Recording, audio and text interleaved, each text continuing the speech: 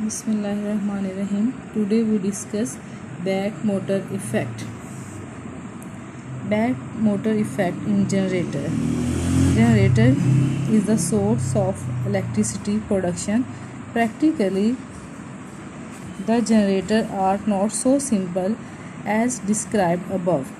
A large turbine is turned by high pressure steam or waterfall. The shaft of the turbine is attached to the coil which rotates in a magnetic field.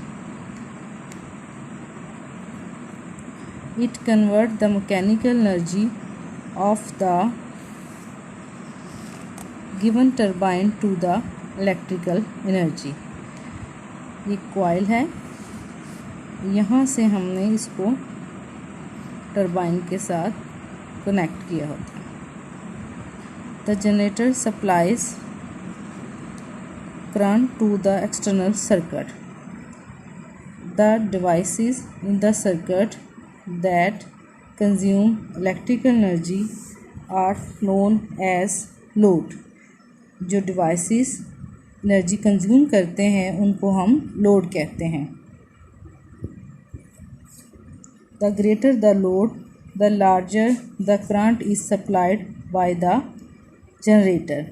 When the circuit is open, the generator does not supply electrical energy and a very little force is needed to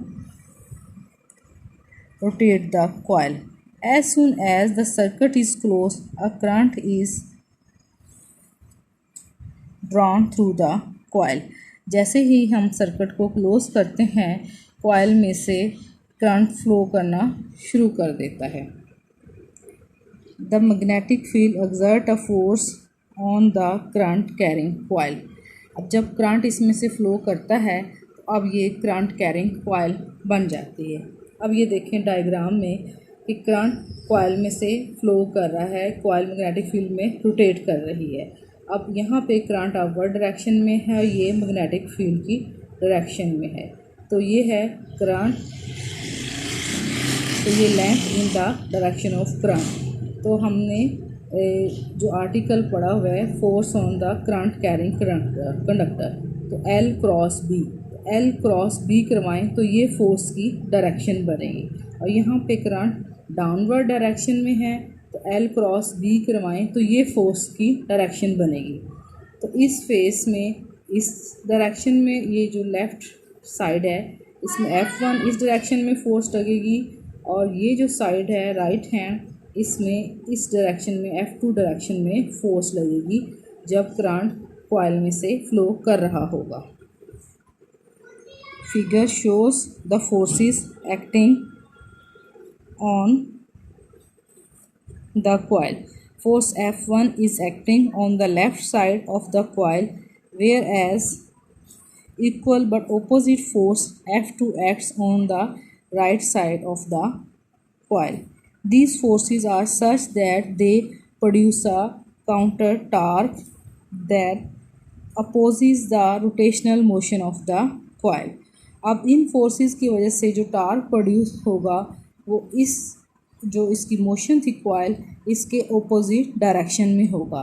in forces की वजह से ये देखें कि जो torque produce होगा उसकी direction ये होगी और ये देखें कि ये हमारे पास इस तरह से कॉइल रोटेट कर रही थी तो इसके ओपोजिट ये टार्क प्रोड्यूस होगा.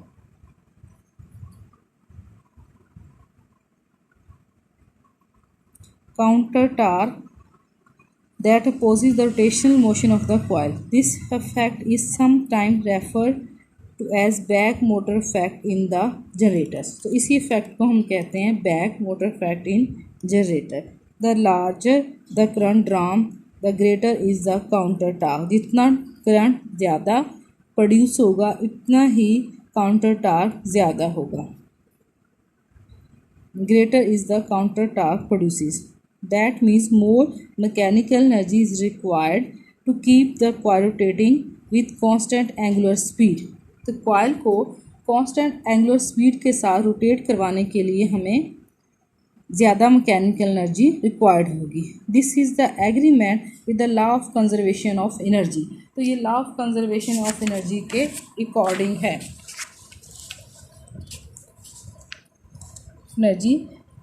The energy consumed by the load must come from the energy source used to drive the turbine। कि लोड जो एनर्जी कंज्यूम कर रहा है वो एनर्जी कहाँ से आ रही है कि टरबाइन यूज़ कर रहा है सोर्स, या टरबाइन जो यूज़ कर रहा है एनर्जी उसको ड्राइव करने के लिए या कॉइल को रोटेट करने के लिए। That is according to the law of conservation of energy.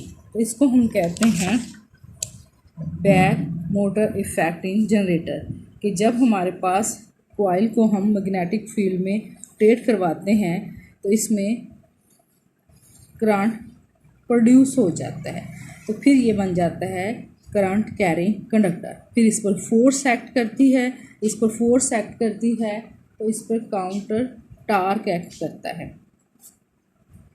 जो इसकी रोटेशन के ऑपोजिट होता है। That is the back motor effect in generator.